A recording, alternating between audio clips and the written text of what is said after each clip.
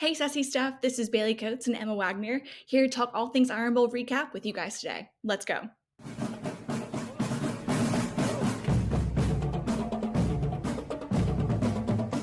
Emma, happy Iron Bowl Sunday! I love Woohoo! Auburn. This was definitely such an interesting game to watch yesterday. Where are you in your emotional spectrum right now? Because I feel like mine have been kind of all over the place since this win yesterday.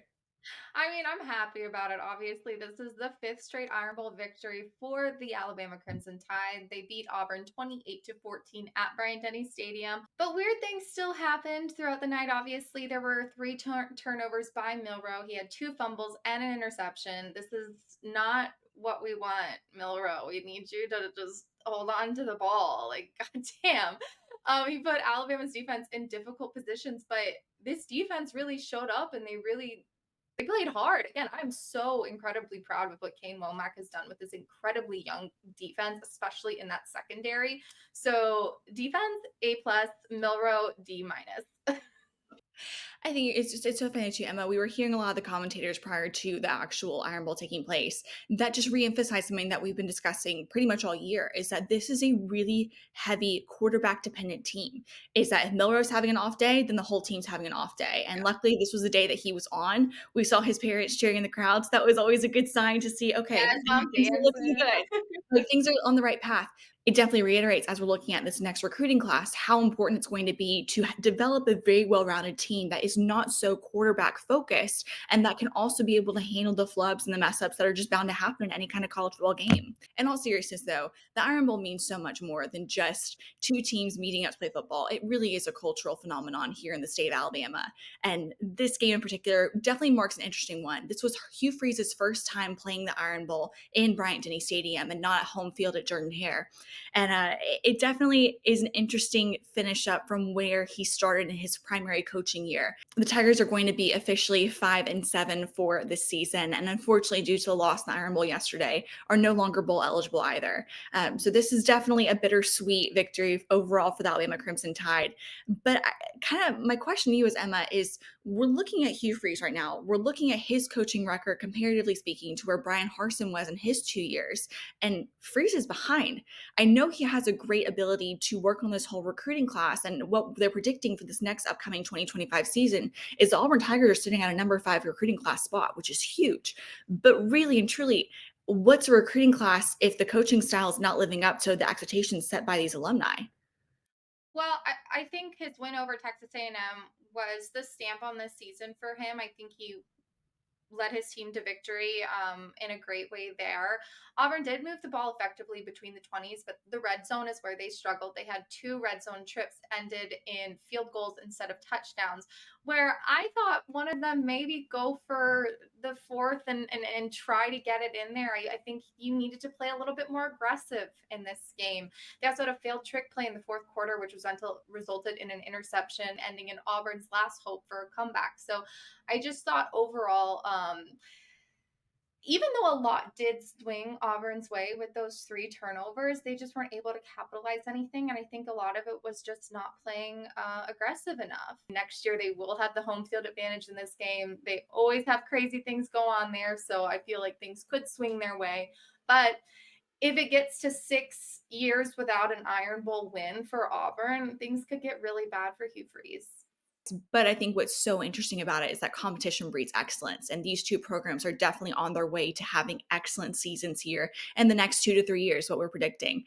Overall, Kalen DeBoer, let's talk about him real fast. This was his first Iron Bowl to get to play in. And yes, he had the home field advantage of being at Bryant-Denny Stadium, but truly, there's nothing really like this. How do you think Kalen DeBoer handled the pressures of this particular rivalry at yesterday's game?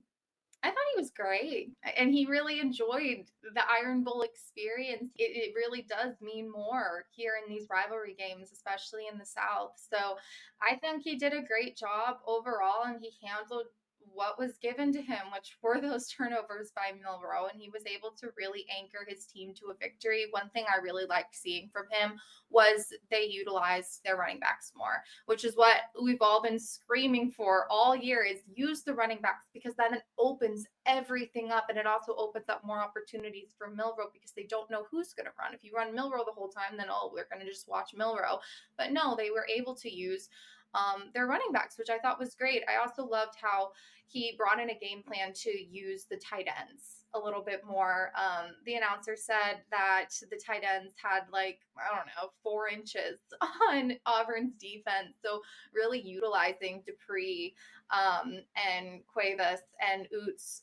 They had 8 receptions for 92 yards. Their contributions really helped Alabama sustain these drives, exploit mismatch in that Auburn defensive coverage. So I thought the game plan going into this game was strong. We've been asking for a well balanced approach, and that's what I feel like we got, especially with all the trials and tribulations along the way. So I thought he did a great job in his first Iron Bowl, and obviously in the press conference after he was pushing and saying, my team is the best 3-loss team and should go to the playoffs as I mean any coach would. I know Nick Saban's like, I don't know if a 3-loss team should make it. If he was still the head coach of Alabama, he'd be like, we are the best 3-loss team. We deserve to make it. And you know what? I don't disagree with them. It's funny. We're definitely now. I mean, we've seen Auburn's dreams, unfortunately, going to a bowl game have been terminated at this point in time. But with Alabama, they're in such an interesting spot right now. With no longer playing in the SEC championship, they still have an opportunity to be in the CFP. And it's kind of wild how this is all shaking out. But regardless, though, they're going to a bowl game or they're going to college football playoffs. It's one or the other, and they still have an opportunity to showcase this new, well balanced approach, like you were just talking about, in these postseason games.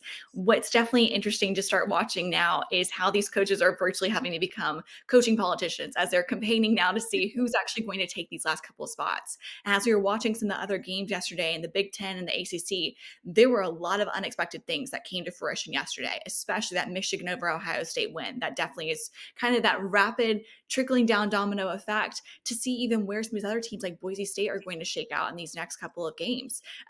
So we still have a long way to go until we see where these SEC teams stand coming up here. But overall, though, Emma, if you had to pick the 4 teams that you think from the SEC that will likely be in the college football playoffs, where are we sitting after this game?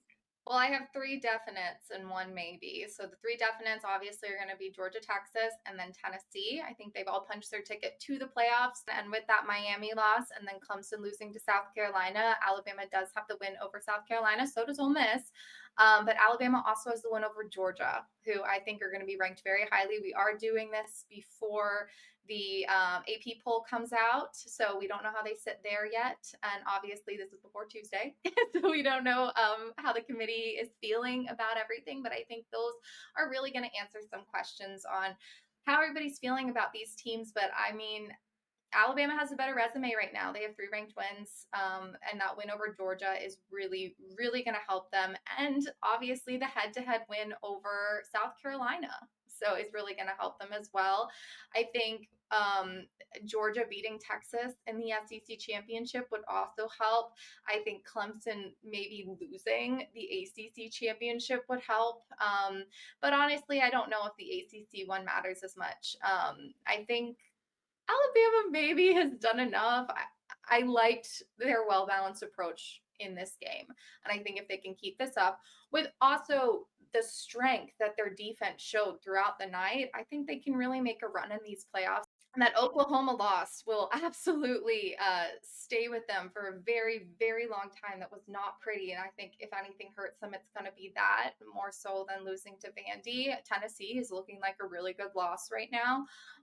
So it's going to be interesting to see how these people rank everything. And that is going to be very telling. So when we kind of talk about who's going to make the playoffs, especially in the SEC later this week, those are going to be great indicators to where Alabama's going to shake out. Like all the games, there was crazy stuff with the rivalry. There were fights breaking out throughout the night. I think there were some questionable calls. How did you feel about the Alabama player getting ejected from the game and the Auburn player not getting ejected from the game after pushing him out into the Auburn sideline?